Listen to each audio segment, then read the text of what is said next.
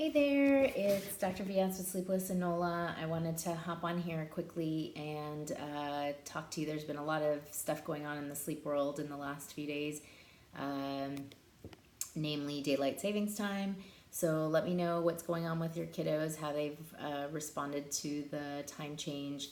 Leave a comment on here and let me know if you have any questions or just any cute things that have happened or not so cute things that have happened. I feel like the fall daylight savings time is one of the easier of the two time changes. Most often, every sleep consultant out there or a sleep specialist recommends adjusting your child's time frame in 15 or 20-minute increments. I do the same thing, or I recommend it, but I don't necessarily do that with my own kids. I just kind of let it happen. Most often they wake up a little bit earlier that day. Infants, toddlers will wake up earlier. Most like elementary age kids and adolescents will sleep in, adults will sleep in. But for those little kids, if they do wake up, let them wake up early and then just put them to bed a little bit earlier. So if they woke up at 6 a.m., for example, because they were supposed to wake up at 7, then put them to bed that night at 7 or 7:30. It'll be there 8:30, so they may be tired earlier and ready to go to sleep.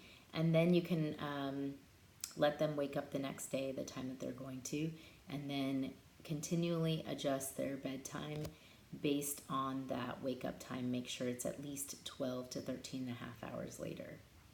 And I think it's easier to do that rather than do the 15-minute increments prior to doing that, just because most parents don't have the time or the energy or the bandwidth to kind of think about that. And that's usually what we recommend, but I think it makes it more difficult for most parents to try to do that. So when I thought about daylight savings this time around, I thought, what is it that I do? And I think that's what I should recommend more to parents, because it's sort of the lazy man's way, but it's also easier on you and ends up working out for your kids in the long run.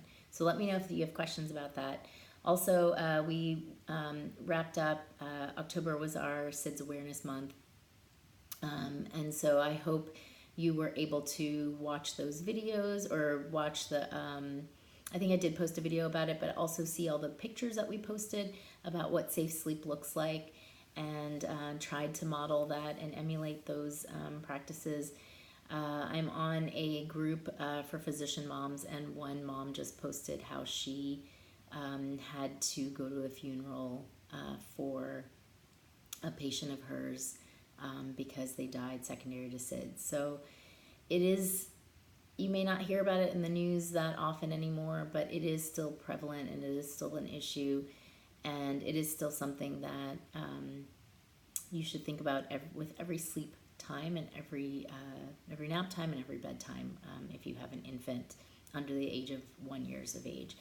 And a lot of times parents are tired and exhausted and frustrated, and so end up sleeping with the child, and we don't know all the reasons that cause SIDS, but we do know that suffocation plays a role in SIDS. So it's really important to always have your child in a safe environment for sleep times,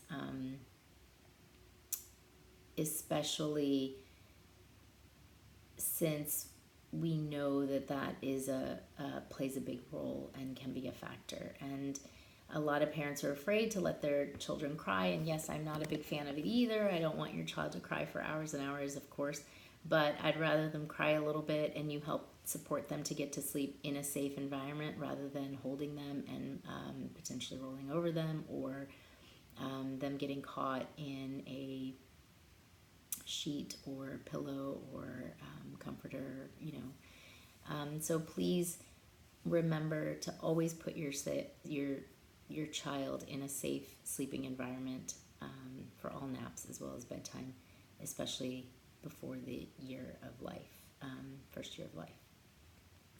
And finally, Halloween. How did Halloween go? Want to know how it went for you guys as far as your kids. Are they scared? Are they not scared? Was sleep impacted secondary to that? Leave us a comment. Let us know. Also, if you want to keep up with these videos, join our newsletter. Go to www.sleeplessanola.com and sign up for our newsletter, so that will come in your inbox weekly, and with lots of tips, discount codes, etc. All right, everyone, happy sleep. Take care. Keep us posted with questions. Bye.